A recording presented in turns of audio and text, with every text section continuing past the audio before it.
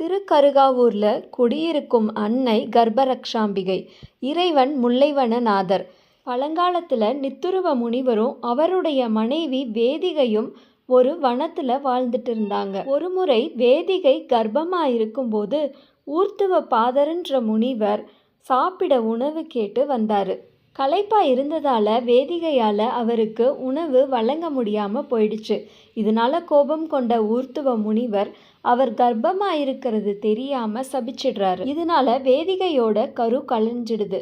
உடனே அவள் திருக்கருகாவூர் பெருமானையும் பெருமாட்டையையும் வேண்டி தவம் இருக்கிறா. வேதிகை முன்னாடி தோன்றிய அன்னை அவளுடைய கலைந்த கருவை வாங்கி ஒரு குடத்துக்குள்ள ஆவாகனம் செய்து பாதுகாக்கிறா. குழந்தை நன்கு வளர்ந்ததும் அன்னை அந்த குழந்தைக்கு நைந்துருவன்னு பெயர் சூட்டி வேதிகைக்கு கொடுத்துட்றா. இந்த தலத்துக்கு வரும் கருவுற்ற பெண்கள் மனமுருகி வேண்டிக் கொள்ள அவர்களுடைய கரு பாதுகாப்பா இருக்கணும்னு நித்துருவரும் வேதிகையும் வேண்டிக்கிறாங்க. அவர்களுடைய வேண்டுதலின்படி கர்ப்பரக்ஷாம்பிகை காத்தருள்கிறாள்.